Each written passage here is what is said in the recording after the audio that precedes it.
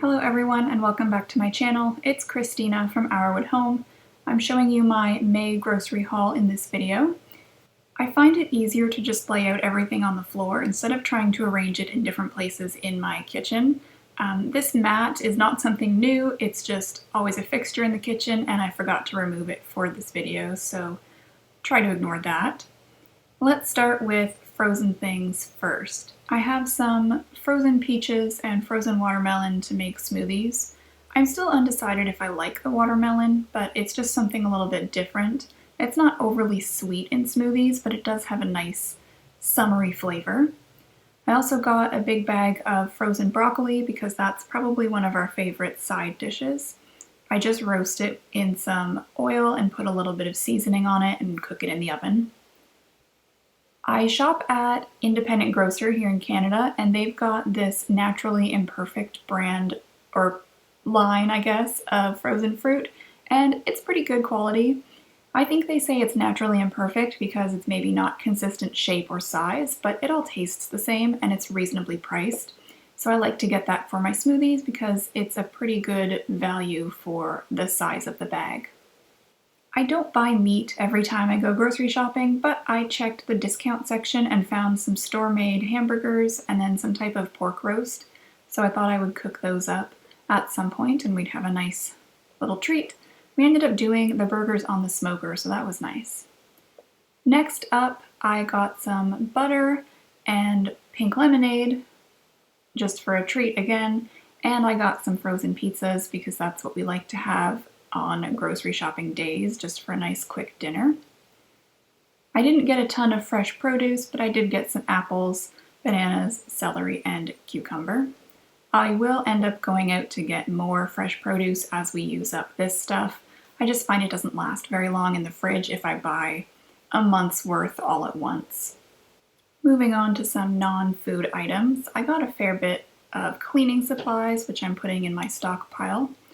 I also got some soap because we are running out of that, and a new shower curtain liner because mine is needing to be changed and I like to change it every few months. I got some dishwashing gloves because my other pair had a hole in them, so I obviously needed to replace that. The laundry detergent I used was on sale, so that was pretty exciting, and I bought enough to last a few months as well as some for our stockpile for later. I was running out of dishwashing detergent, so I had to buy some of that as well. I don't necessarily love this brand, but it is something that works for us, and it does have a slight smell, but thankfully it doesn't last.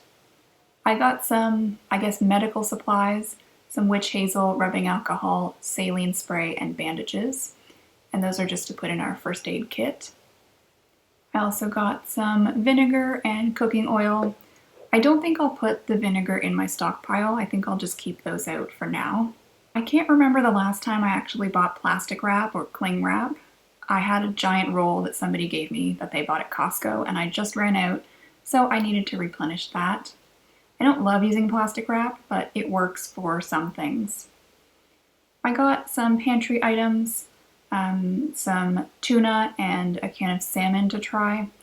I've cooked fresh salmon before, but I'm not sure that I've ever actually cooked canned salmon, so I'm going to try to incorporate that into my usual tuna recipes. I got some pasta and some baking soda and baking powder, as well as 2 jars of peanut butter and a new type of tea to try. One of the things I'm often asked when people find out that I do a monthly grocery shopping trip is, how is that even possible? How can you manage to do just one trip for the whole month and get everything that you need? I have a few tips for that. I can write a blog post about it if anyone is interested in me going into greater detail, or maybe just a separate video, but basically what I do is I have a list on the fridge that's just always up, and I break everything down into categories. So I've got a category for produce, one for frozen items, another category of pantry items, meat and baking items, and then just miscellaneous. And as we run out of something, or if we think of something we want for a special meal, we can just write that on the list on the fridge and it's in a central location so we can both see it. And I'm able to use that list to check things in the pantry or the fridge or freezer before I go out for my shopping trip. I personally don't meal plan. I'll link to a blog post in the description of this video where I talk about meal planning. It's just not something I do anymore. I feel like I don't really need to because I tend to just make the same types of meals over and over, and we're fine with that. But meal planning, or at least knowing some set meals, is a good tool if you plan to do monthly grocery shopping, because then you know what you're going to need for the next several meals, whether that be just meal planning for dinner or all 3 meals. It's really up to you. I think it's also important to keep a good pantry inventory. However you decide to set up a pantry or food storage space is up to you, but it's important to have things visible and clearly categorized in a way that makes sense for you so that you can see if you're running out of something or if you still have enough and don't need to replenish it that month. I think a lot of people assume that it's more expensive to do monthly grocery shopping, and it definitely is a bigger expense all at once, but the amount of money I was spending weekly, it's actually more than what I would spend doing just one monthly grocery shopping trip. And I'm not exactly sure why that is, but it's something I've noticed about my own shopping habits.